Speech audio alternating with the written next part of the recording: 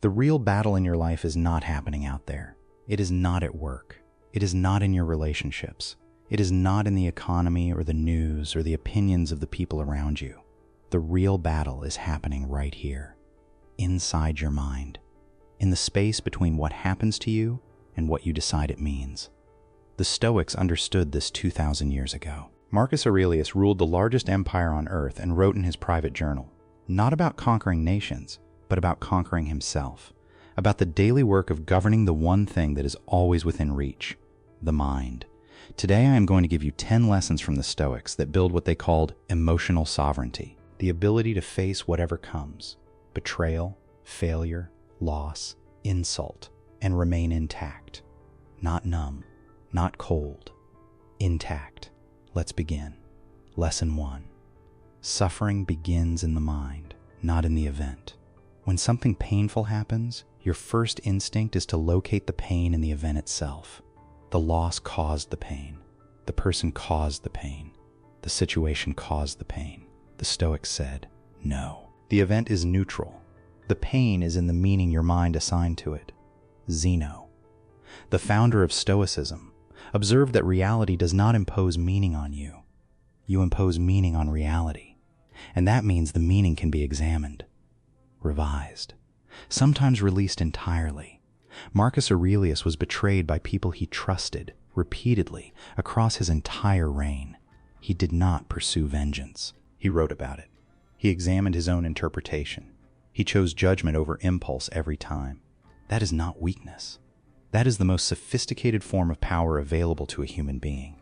Here is the practice. The next time something painful arrives, pause before you interpret it.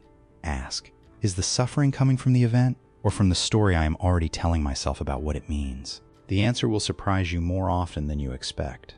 Lesson 2. Your judgment is the invisible chain. Epictetus was a slave. He had no freedom in any external sense. His body was owned. His movement was controlled. His future was decided by someone else. And yet he became one of the most psychologically free people in the ancient world because he understood one thing that his master did not. The master could control his body. The master could not control what Epictetus decided those circumstances meant. Your deepest prison is not your situation. It is the judgments you have accepted about your situation without questioning them. The practice, when you feel trapped by something, a relationship, a job, a limitation, examine the judgment underneath the feeling, not the circumstance, the judgment you have accepted about the circumstance, because the circumstance is fixed. The judgment is yours to revise. Lesson 3. Your attention is the most expensive thing you spend every day. The Stoics were precise about this. Attention is not time. Time passes whether you direct it or not. Attention is what you deliberately point at something, and what you point it at shapes who you become. Most people spend enormous portions of their attention on things that diminish them, on insults that do not deserve a second thought, on criticism from people whose opinion carries no weight, on comparisons that serve no purpose. Every time you give your attention to something that weakens you, you are spending something you cannot recover. The practice is not complicated. Begin auditing where your attention goes each morning, not dramatically, just honestly, and start redirecting it, one small decision at a time, toward the things that strengthen the mind rather than erode it. Lesson 4. The enemy was never outside. Cato the Younger, one of the most admired Stoics in Roman history, did something unusual. He deliberately practiced hardship during times of comfort. He walked barefoot in cold weather. He wore plain clothing when finery was expected. He ate simple food when banquets were available. He was not performing poverty. He was training his mind to not fear loss before loss arrived, because he understood that the real enemy is not the difficult circumstance. It is the mind that has never been prepared for a difficult circumstance. The mind that assumed comfort was permanent and panics when it is not. The practice, this week, choose one small voluntary discomfort, not dramatic. One thing that tests your comfort before something external tests it for you. The goal is to prove to yourself, with evidence, that you can handle more than your comfort-seeking mind believes. Lesson 5. Become the person who cannot be provoked. When someone tries to destabilize you, with an insult, a criticism, a deliberate attempt to trigger a reaction. They are offering you a choice. Surrender your composure, or demonstrate that your composure belongs to you. Marcus Aurelius faced senators who mocked him, generals who challenged his decisions, enemies who attacked his character publicly. He did not react to any of it, not because he did not feel it, because he had made a prior decision about what would and would not have access to his internal state. And a provocateur's attempt to take that access was not in the category of things that would succeed. The practice: identify the specific person or type of situation that most reliably triggers a reaction in you. Then make a decision in advance about your response, not in the moment, in advance. The decision made beforehand is far more durable than the one made under pressure. Lesson 6. The man who needs nothing cannot be controlled. Diogenes, the philosopher who lived with almost nothing by choice, was visited by Alexander the Great. Alexander, the most powerful man on earth at the time, offered him anything he wanted. Diogenes said, "Stand out of my sunlight." That is not rudeness. That is the most complete demonstration of freedom available. The man who needs nothing from power cannot be threatened by power. He cannot be manipulated by the promise of reward or the threat of withdrawal. You do not need to live like Diogenes, but examine the attachments that control your decisions: the need for approval, the need for a specific outcome, the need for people to see you a certain way. Each attachment is a lever, and someone will eventually pull it. Lesson 7. Kill your ego before it kills you. Socrates, one of the wisest men in recorded history, built his entire philosophy on one foundation: I know that I know nothing. The ego's primary defense is certainty. It insists that it already knows, that it is already right, that there is nothing left to examine. And in that certainty, growth stops. The moment a belief becomes immovable is the moment the mind that holds it stops developing.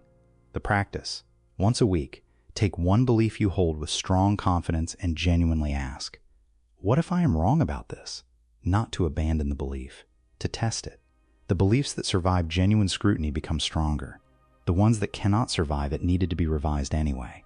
Lesson 8. Everything you have is borrowed. The Stoics practiced a form of meditation that modern culture finds uncomfortable. They regularly contemplated the loss of what they valued most.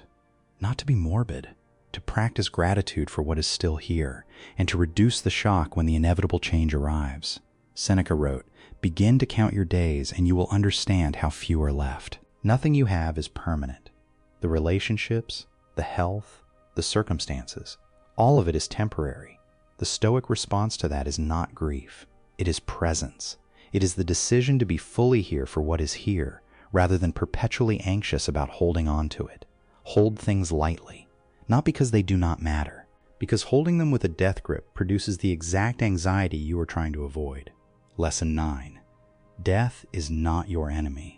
The Stoics thought about death regularly, every day in some cases, not because they were morbid, because mortality is the most clarifying lens available. When you hold your finite time clearly in mind, the trivial things that usually steal your energy lose their power.